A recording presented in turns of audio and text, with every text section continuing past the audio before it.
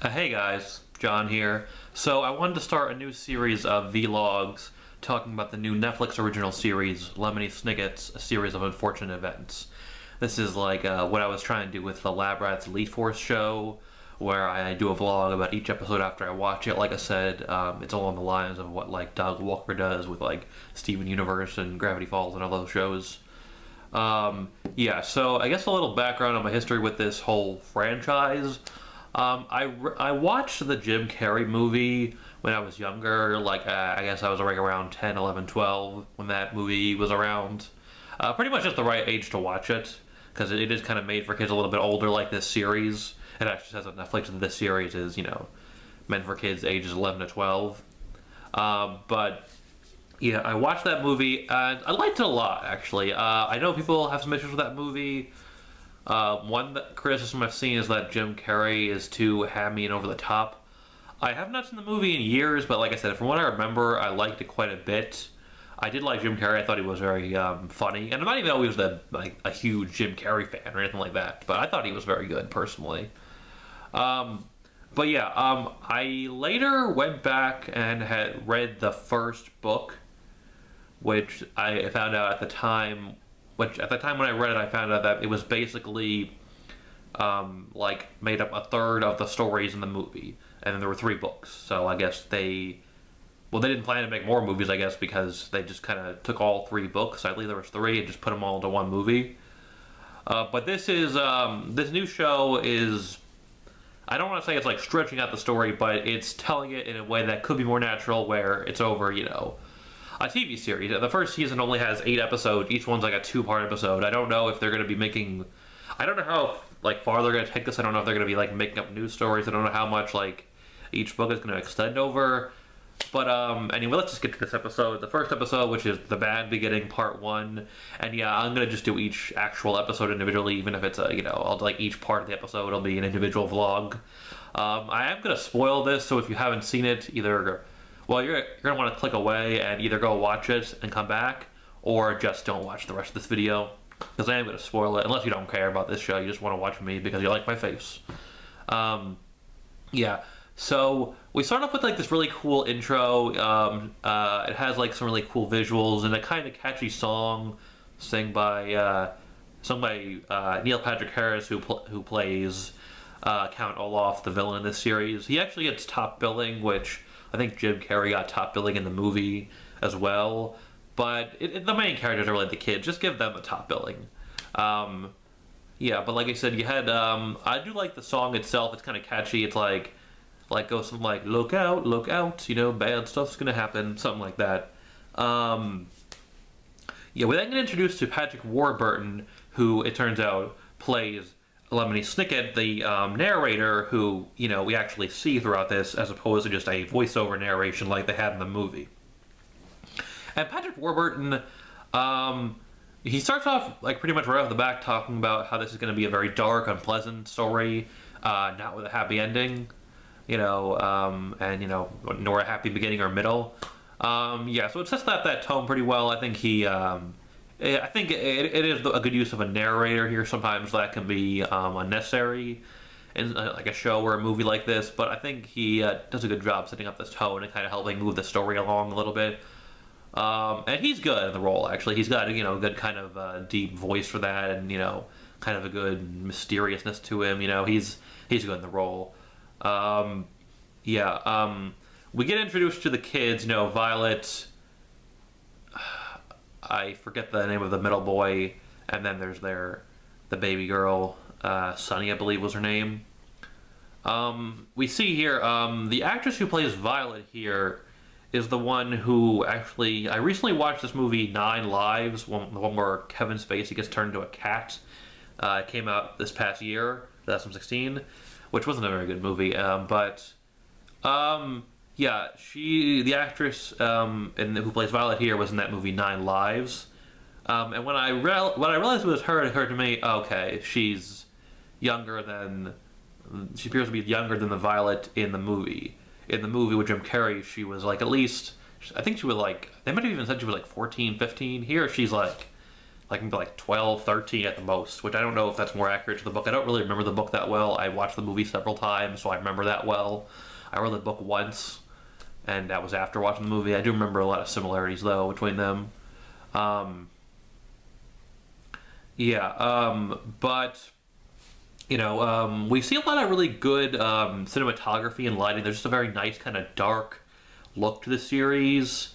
Especially with a lot of the exterior outside shots that we have like early on in the episode, and a lot in the first half of the episode. This is like a 45-minute episode, by the way. It actually says 49, but most of them kind of range somewhere between like 45 minutes to an hour, which I wonder if that's one that kids, even older kids, are going to have the patience for, because I'm not sure if I've ever seen a show made for kids that had like 45-minute long episodes. They're usually, 22 minutes or half hour when you include commercials.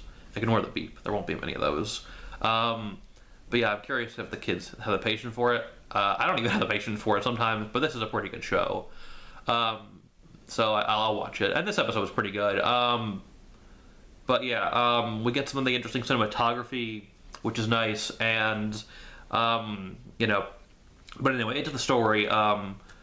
The guy from the bank shows up and he tells the kids that they lost their parents. Their parents died in the fire. I'm really not sure, to be honest, how to kind of feel about these kind of moment where it really doesn't show the kids in much sadness or grief. If they do, there is a little bit. You could call it just like a certain subtlety, but I imagine like kids that age are going to be pretty torn up when they find out their parents were dead, and they seem to be very close to their parents. But just for the record, that was as much of a problem in the movie with Jim Carrey, if not more of a problem in that movie. It just seems like a little bit more focused on the story than, having a sad moment here, like really kind of showing the kids, going through a tough time losing their parents. I mean, I know people grieve in different ways, but I don't know. I just don't feel like there was much there to like, I don't know. It didn't feel totally believable to me. Maybe I'm wrong. Yeah, but so the guy from the bank, they have something which wasn't in the movie. It may have been in the book. I don't really remember. Where at first they go to live with this banker guy. His last name is Poe, and with his family, and they're all just kind of jerks. They have this character, his wife, who like works for the newspaper, and she tries to like exploit their tragedy and stuff to just get some stories.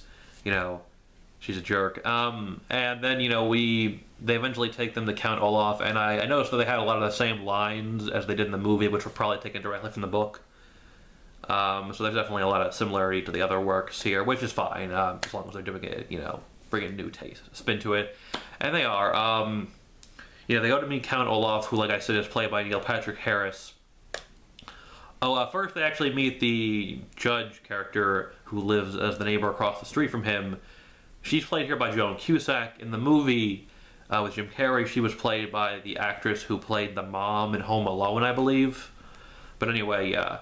So they meet her, and she, we see how she's going to kind of be sort of another sort of unofficial guardian to them as far as helping them out. And, we meet Count Olaf, and he's the evil villain, and he's played by Neil Patrick Harris. And if you've seen any of the pictures of him, or like the teasers or anything, you see that they do some really good like makeup work and effects work with like his face to make him look older. I mean, he's significantly younger than this character would be. I don't know how old Jim Carrey was at the time when they did that movie, but probably younger than the character was supposed to be. They give him like this whole new prosthetic nose, and it looks pretty cool. Neil Patrick Harris is pretty good. You don't see as much of like the hamminess to this character that Jim Carrey brought. But I don't know. I guess I found Jim Carrey entertaining when Jim Carrey did the hamminess sort of. But he's pretty good here, and he is somewhat intimidating. I don't love the performance yet, but we'll see how it goes, in future episodes. The two main kids pretty good, by the way. Like I said, I don't know the names of the actors. But I think it was Violet and Klaus. Is the middle boy is Klaus. They're both pretty good. They have a certain believability to their performances, and you could relate to them and the struggle they're going through with all these, for lack of a better term, unfortunate events that are happening to them. What was with the whole thing in this episode, by the way, with like where characters just kind of like are constantly defining words. Like I'm watching Word Girl or something. That might have been in the book, but I don't remember. Feel free to refresh my memory of what the book was like if anyone is more familiar with it than I am. The first book, because I believe this would all be based on stuff that was in the first book.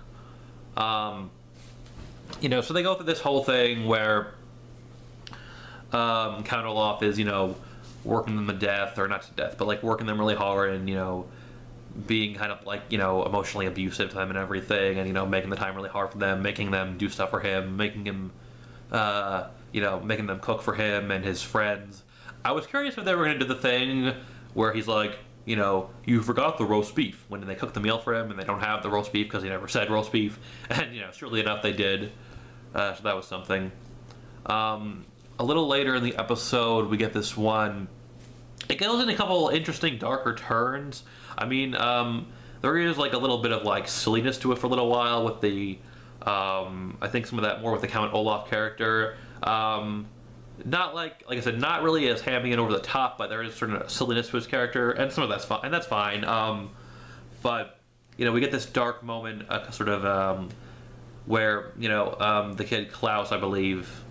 Is that his name? I don't know. The middle boy is kind of like, you know, kind of standing up to Olaf, and Olaf just smacks him in the face, knocks him down, and, you know, it's this pretty sad moment, and, you know, kind of like, whoa, this is getting pretty serious here, isn't it? You know, that sort of thing.